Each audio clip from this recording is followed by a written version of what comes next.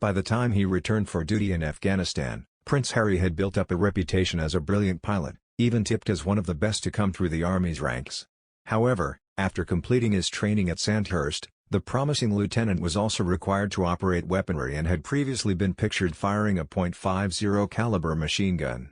The prince's first tour in 2008 was conducted in secret, with the British press agreeing to a blackout on reporting, but during his second deployment to Helmand province in 2012, the media were welcomed and he even gave a tour of his camp.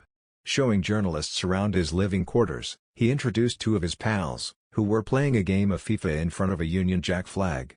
Asked how he was handling operating military weapons, he said it was a joy, adding, "I'm one of those people who loves playing PlayStation and Xbox. So with my thumbs I like to think I'm probably quite useful. You can ask the guys I thrash in FIFA all the time."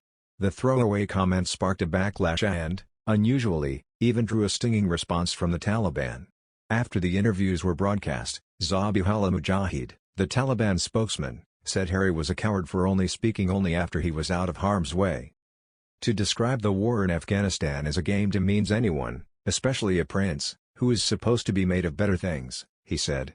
Back home, the interview was also seized upon by commentators, with Harry Mount writing in the Telegraph that while army officers may speak casually in such terms, the young solider needed to remember that he was also third in line to the throne at the time. "He isn't like other soldiers, much as he'd like to be," he wrote. Harry's remarks were also described as an unnecessary own goal after he said that Apache helicopter pilots were often required to take a life to save a life. A senior officer told the Telegraph, "No one in the army, especially an officer, should be so dismissive about taking life.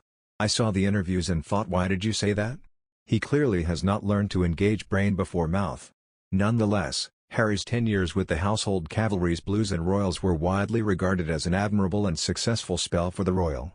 Indeed, while training as a pilot in California ahead of his second tour to Afghanistan, the prince reportedly stunned instructors by finishing top of his class.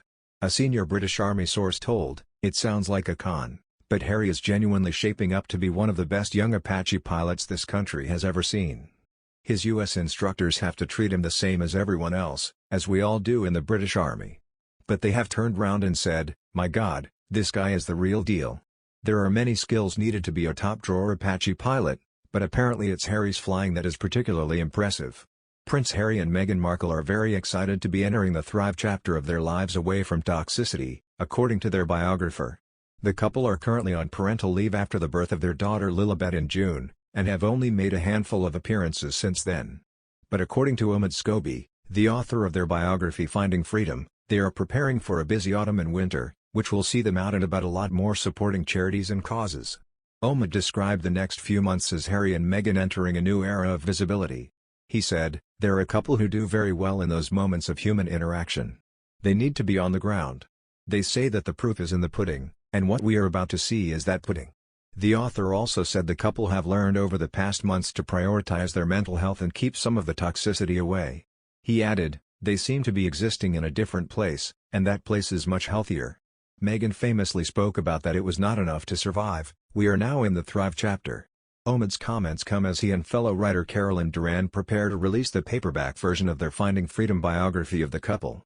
The release on August 31st coincides with the anniversary of Princess Diana's death. The paperback version will include a new epilogue that publisher HarperCollins said will also recount Meghan's emotional healing journey from losing a child to the birth of their daughter. The rest of the book chronicles the Duke and Duchess's romance and brief period as members of the monarchy before they broke away to forge a new life for themselves and son Archie in the U.S. HarperCollins said the epilogue in the paperback edition will share, behind the scenes of Harry and Meghan's groundbreaking interview with Oprah, details behind the couple's move to California, and the various philanthropic and business endeavors the Sussexes have been involved with since their move and what's to come with Archie Productions. It will also feature the continuous challenges the couple face regarding privacy and the British press, and the heartbreak the couple felt over Prince Philip's death. The updated book is said to have been written with the participation of those closest to the Sussexes. Meanwhile, Prince Harry will release his own memoir next year that promises to be a first-hand account of my life that's accurate and wholly truthful. The exact contents of the work are currently unclear, but it may well shed extensive light on why he and wife Meghan Markle spectacularly quit the firm for a life in the US.